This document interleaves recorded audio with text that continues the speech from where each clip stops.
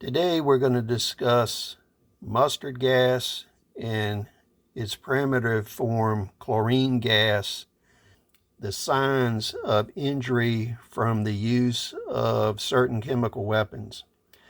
In previous videos, especially when we were talking about hail cannons, we discussed the use of chlorine gas and mustard gas because it's so easy to manufacture. In a guerrilla war environment or a SHTF environment, you can expect people will use chlorine gas against you. The reason is it's easy to make. It's fairly easy to deliver. You can do it as artillery, you can do it as mortar, and you can do it as landmines. Now, one thing to keep in mind is, unlike many other chemical weapons, you need full coverage protection that's impermeable. Mustard gas will burn the skin, it will blister, and it will destroy lungs, eyes, and anything that is exposed to it. Ingestion is almost untreatable. You would probably just get pneumonia and die fairly quickly. Now, this medical manual chemical warfare was from a symposium that was done in the 1940s. This was published in 1956. We're going to do a book review. This kind of material is being phased out of libraries and universities all over the United States. This is critical information because it contains actual photographs and drawings of people that were actually exposed to mustard gas and chlorine gas in combat in World War I. As time moves forward and this material is thrown away and destroyed, we will no longer have this material to aid us in identification and treatment of these injuries. Now, reviewing this book, it gives you excellent coverage on older ways to treat chemical injuries. It shows you actual photographs of people from living victims as well as autopsies. So some of these photos you should use viewer discretion. Now, these are older color plates, and you can see the kind of glassy, wet look of the skin that's been burnt here. It looks to me like this is an early burn and it hasn't blistered yet.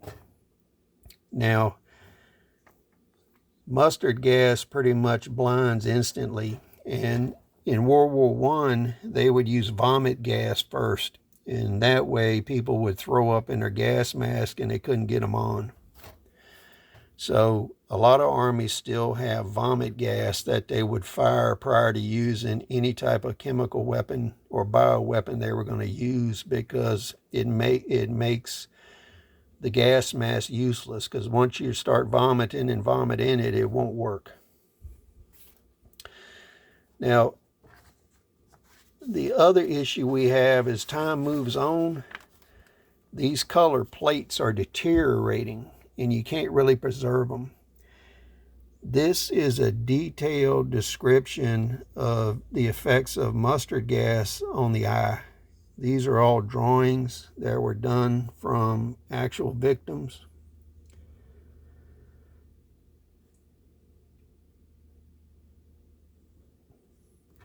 What I will do is give you a close-up of the description plate here so that you can read the descriptions.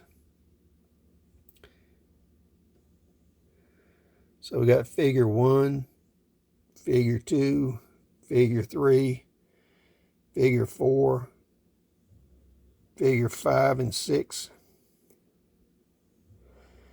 And what it's doing is it's showing you the lesions and damage as they develop in the eyeball following exposure.